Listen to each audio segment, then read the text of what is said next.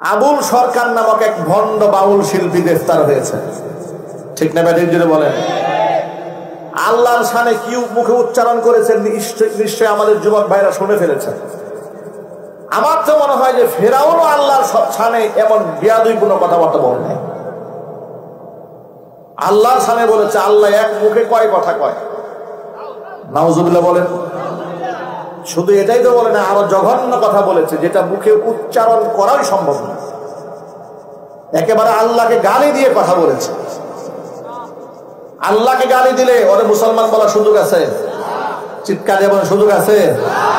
এই মুরতাদ গ্রেফতার হয়েছে, এই জিন্দিক গ্রেফতার হয়েছে, এই ধর্মদ্রোহী গ্রেফতার হয়েছে, ক্ষুধাদ্রোহী গ্রেফতার হয়েছে। বাংলাদেশে যদি শরিয়ত কায়েম থাকতো, এই আইন কায়েম থাকতো, খেলাফত কায়েম থাকলে এই আবুল সরকারকে হত্যা করা হতো। কথা বলেন ঠিক কিনা? আল্লাহকে গালি দিয়ে বসে আছে। আবার দেখলাম তার পক্ষে গাঁজাখোরেরা মানববন্ধন করতেছে, ওনাকে নিঃশর্ত মুক্তি দিতে হবে, উনি বিরাট বড় সম্রাট। তারা নাকি গাঁজাখোরেরা তার নাম দিয়েছে মহারাজ। এই মহারাজের অবস্থা হলো এই, আলেম ওলামাদেরকে অকথ্য ভাষায় গালিগালাজ করে, নবী করিম সাল্লাল্লাহু আলাইহি ওয়াসাল্লামের সুন্নাহ নিয়ে তামাশা করে, দাড়ি নিয়ে এক কথা বলেছে, এটাও মুখে বলা সম্ভব না, এমন এক বাজে কথা বলেছে। অনেক বাজে বাজে কথাবার্তা বলেছে। সমাজের মধ্যে দেখবেন বেদাত, কুফর, শিরক, কুসংস্কার এই সমস্ত ব্যক্তিদের মধ্যে ছড়ায় দেয়। ওরা আবার শরীয়ত মারফতের গান গায়। ঠিক না? ঠিক বলেন। গ্রামের মুরব্বীরা খুব ধ্যান ধরে এগুলো শোনে, মানে খুব মজা পায় শুনে শুনে যে শরীয়ত উনি কি বললো, মহিলা কি বললো। এগুলা তো চরিত্রে কোনো বালাই নাই, এদের চরিত্রে কোনো বালাই নাই। এই বাউল ফাউল গুলা দেখবেন অধিকাংশ এগুলা লম্পট বদমাশ, অধিকাংশ চরিত্রে কোনো বালাই নাই সেগুলো। আর এরা ইসলাম সম্পর্কে বাজে কথাবার্তা বলে। আমার প্রিয় ভাইয়েরা, মূল কথায় ফিরে আসি। সমস্ত মাজার গুলাতে এই সমস্ত বাউলরা গিয়ে গানের আসর বসায়। ঠিক না ঠিক বলেন? গানের গান বাজনার আসর বসায় দেয়, নারী পুরুষ সেখানে যায়, সেখানে গিয়া নিজেরাও জাহান্নামে যায়, এদেরকেও জাহান্নামের দিকে টানে। এই জন্য বেদাতের ব্যাপারে বড় সতর্কতা করে দিলাম। আল্লাহর হাবিব সাল্লাল্লাহু আলাইহি ওয়াসাল্লাম বলেছেন, ইয়াকুম ওয়া মুহদাসাতিল উমুর ফাইন্না কুল্লা মুহদাসাতিন বিদআ ওয়া কুল্লা বিদআতিন দালালা ওয়া কুল্লা দালালাতিন ফিন্নার আও কামা ক্বালা আলাইহিস সালাতু ওয়াস সালাম। ইসলামের নামে নব আবিষ্কৃত সমস্ত বিষয় থেকে তোমরা বিরত থাকবে। ফাইন্না কুল্লা মুহদাসাতিন বিদআ, নব আবিষ্কৃত প্রত্যেকটা জিনিস ধর্মের নামে বেদাত, আর প্রত্যেকটা বেদাতি গুমরাহি, আর প্রত্যেকটা গুমরাহির স্থান হচ্ছে জাহান্নাম। আমরা কি জাহান্নামের লাকড়ি হব? আল্লাহ যেন আমাদেরকে হিদায়াত দান করেন। কবর পূজা হারাম, মাজার পূজা হারাম, পীর পূজা হারাম, দুর্গা পূজা দরগা পূজার সাথে কোনো পার্থক্য নাই। ঠিক না ঠিক? দুর্গা পূজা হালাল না হারাম? আর দরগা পূজা দুটোই হারাম, দুটোই মুশরিক, কোনো পার্থক্য নাই। নিজেকে মুসলমান দাবি করলেও সে মুশরিক। এত সহজে মুসলমান হওয়া যায় না।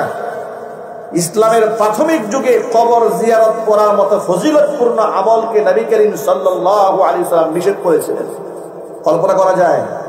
কবর জিয়ারতের মতো গুরুত্বপূর্ণ একটা আমল আল্লাহর নবী প্রাথমিক ইসলামের যুগে নিষেধ করেছিলেন। কেন নিষেধ করেছিলেন শোনেন। নিষেধ কেন করেছিলেন আল্লাহর নবী নিজে হাদিসে ব্যাখ্যা করে বলেছেন। হুজুর বলেন, নাহাইতুকুম আন জিয়ারাতিল কুবুর ফাজুরুহা ফাইন্নাহা তুযাক্কিরুল মাউত। তোমাদেরকে তো আমি কবর পূজা থেকে নিষেধ, কবর জিয়ারত করা থেকে নিষেধ করেছিলাম। ফাজুরুহা, এখন তোমরা জিয়ারত করতে পারো। ফাইন্নাহা তুযাক্কিরুল মাউত, কারণ কবর জিয়ারত মানুষকে মৃত্যুর কথা স্মরণ করিয়ে দেয়। নিষেধ করার কারণ ছিল, মা আয়েশা রাদিয়াল্লাহু তাআলা আনহা থেকে বর্ণিত একটা হাদিস আছে। হুজুর মা আয়েশা বলেন, আল্লাহর নবী আল্লাহর কাছে দোয়া করেছেন, আল্লাহুম্মা লা তাজআল কবরি ওয়াসানান ইউবাদ ইস্তাদ্দা গযবুল্লাহি আলাল ইয়াহুদি ওয়ান নাসারা ইত্তাখাযু কুবুর আম্বিয়াইহিম মাসাজিদা আও কামা ক্বালা আলাইহিস সালাতু ওয়াসসালাম। মা আয়েশা বলেন, আল্লাহর নবী নিজে আল্লাহর কাছে এই কথা বলে দোয়া করেছেন, হে আল্লাহ, আল্লাহুম্মা লা তাজআল কবরি ওয়াসানান ইউবাদ, আল্লাহ তুমি আমার কবরটাকে পূজনীয় বানায়ো না, এমন স্থাপনা বানিও না যার পূজা করা হবে, যার ইবাদত করা হবে। সুবহানাল্লাহ বলেন। আল্লাহর নবী নিজের কবরের যেন ইবাদত না হয়, কারণ ইবাদত তো হবে একমাত্র কার? আল্লাহর কাছে তিনি দোয়া করেছেন, যা আমার কবরটাকে পূজনীয় বানিও না, আমার কবরটাকে ইবাদতের স্থাপনা বানিও না। কারণটা কি শোনেন, ইস্তাদ্দা গযবুল্লাহ আলাল ক্রোধ, আল্লাহর ক্রোধ বৃদ্ধি পেয়েছে, প্রচন্ড ক্রোধান্বিত হয়েছে আল্লাহ পাক ইহুদি এবং খ্রিস্টানদের উপর। কেন? ইত্তাখাযু কুবুর আম্বিয়াইহিম মাসাজিদা, তারা তাদের নবীদের কবরগুলোকে সেজদার জায়গায় পরিণত করেছে।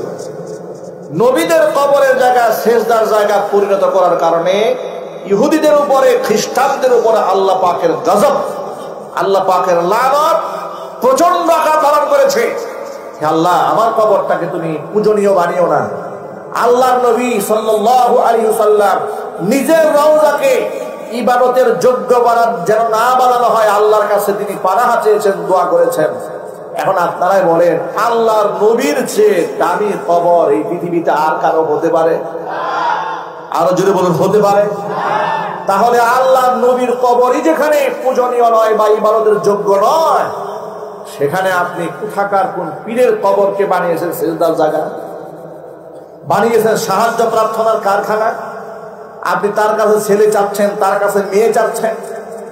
এই ঈমান নিয়ে, এই আকীদা নিয়ে বললে, এই কুফরি আর শিরকি আকীদা নিয়ে বললে, কাল কিয়ামতের ময়দানে তো আপনার জন্য নবী সুপারিশ করবে দূরের কথা, পৃথিবীর কোন ঈমানদারেরও আপনার জন্য সুপারিশ করার রাস্তা থাকবে না।